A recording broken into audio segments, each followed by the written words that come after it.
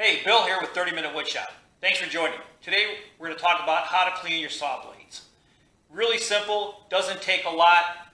You need a couple things. The only thing you really need to have is some type of cleaner, some type of brush, and something to sit your blade on.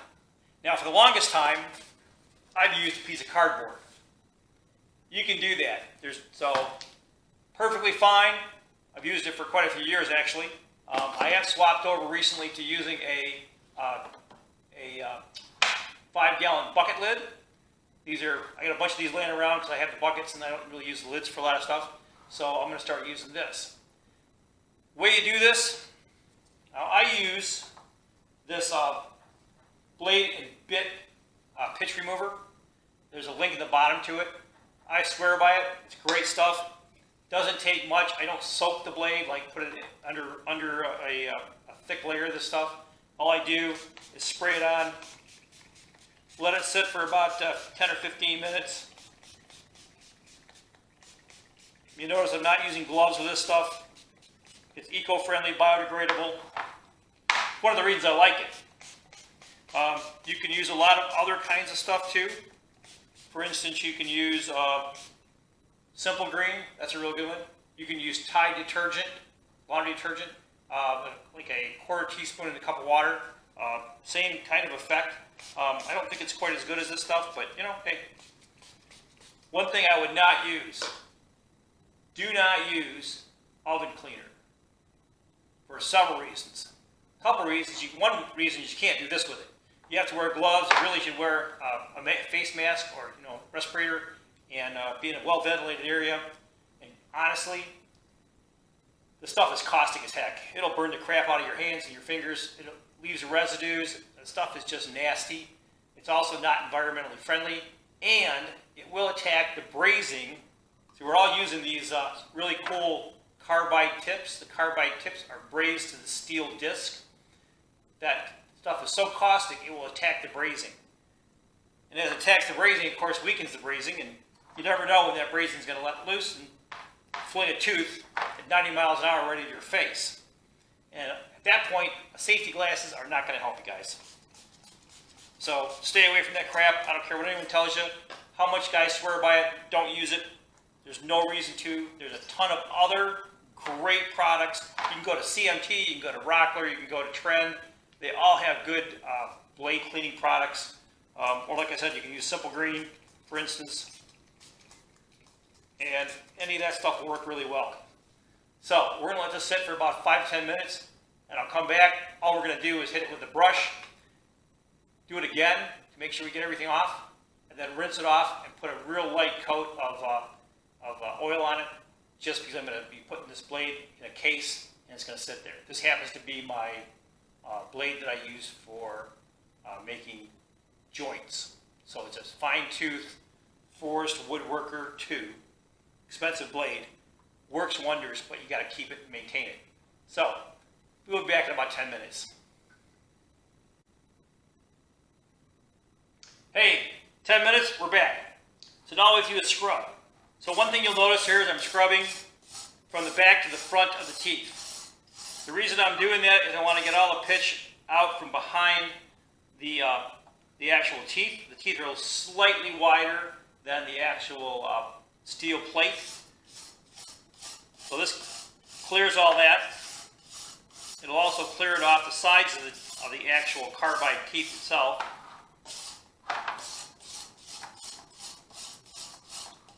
And this bit and blade cleaner did a really good job. It started taking everything off. So this makes it a very, very easy job. I don't have to do a lot of scrubbing. That being said, I do maintain this blade fairly well, so. And by the way, folks, make sure you're wearing safety glasses when you do this. These brushes spew chemicals and bits all over the place. You don't want this stuff in your eyes. It may be biodegradable and all that good stuff, but you only have one set of eyes. Take care of it. Okay, so we got that done. Now the next step is to do the tops. So this blade cuts this way. I'm actually going the same direction as the blade would spin. In other words, I'm not going against the teeth, I'm going with the teeth. And this gets all the stuff off the top and just behind the tips.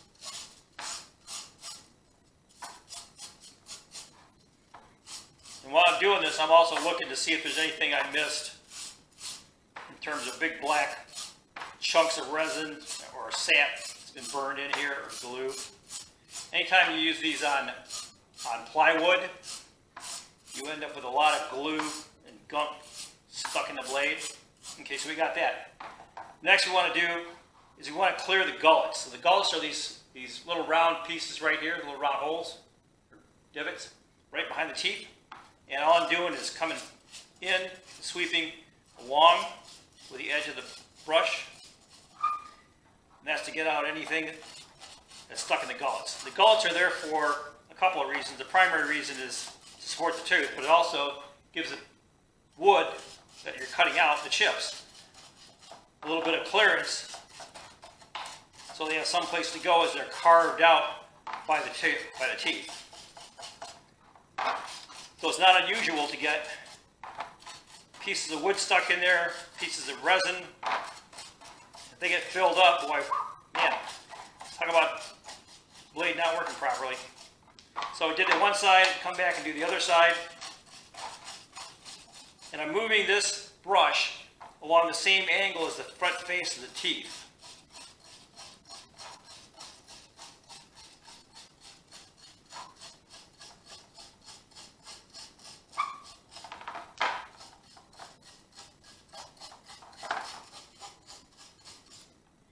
And there we have it.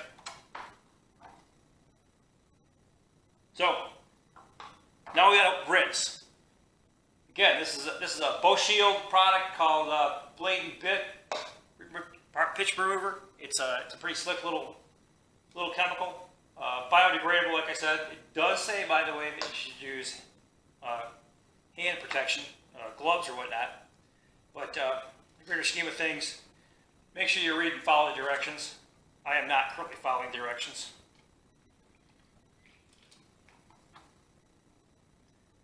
That goes with who I am. So all we're doing now is just taking some water, rinsing the blade off, rinsing the teeth off.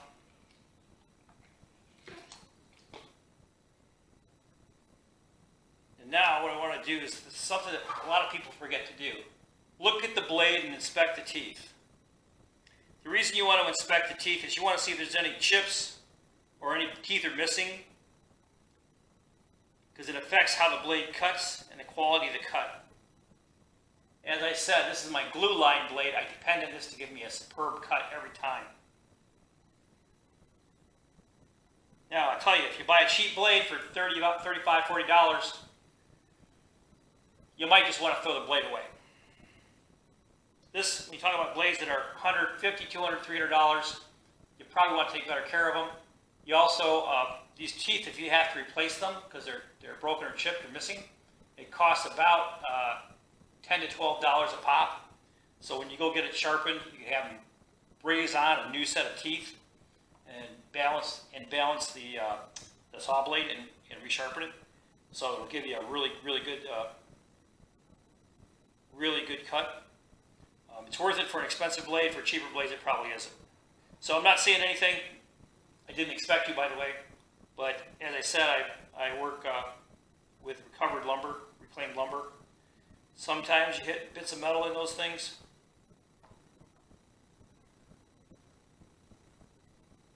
So the way to check and see if your blade is sharp is basically just drag your fingernail across the top of it.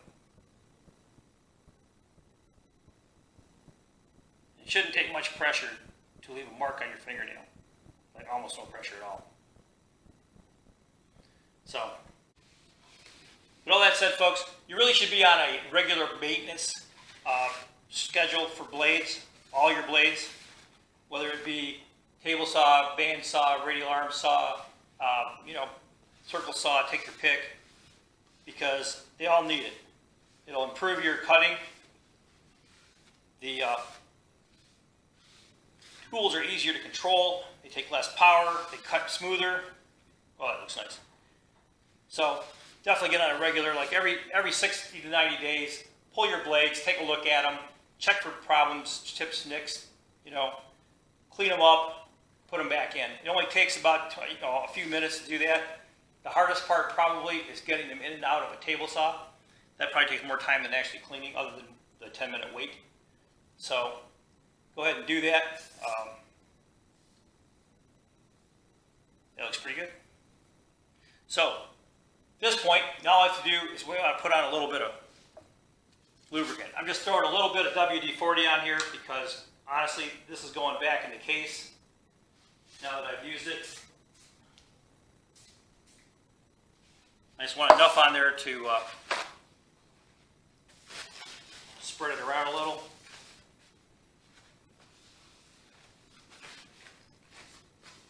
And there we go. That blade is ready to be stored till the next time I use it, which will probably be next weekend. Easy to do. So like I said, this is an easy process, very fast. Get the right chemicals. All right, get the right pitch and gunk remover. Don't try and use oven cleaner. That is a pain in the butt to clean up after. It's dangerous. Oh my God, don't use that shit. So absolutely, give it a shot. Hopefully you got something out of this. I'll put a bunch of links at the bottom. There's a link to my blog, which has a lot more in-depth commentary on whole blade cleaning issues and blade cleaning stuff. Also, there's links to a lot of the stuff that I use, some of the brushes, you know, this stuff, CMT, Trend, whatever you guys think you want to use. It's all good stuff. But it's all down there. Go ahead and explore those, check them out, click on some of them, see if you want to do that. And then, hey, if you do execute this particular project, do me a favor and put it in the comments. I'd love to hear your comments and how it went. And hey, on that note, folks, we're done. Blade's ready to be used. And hey, until next time, good making.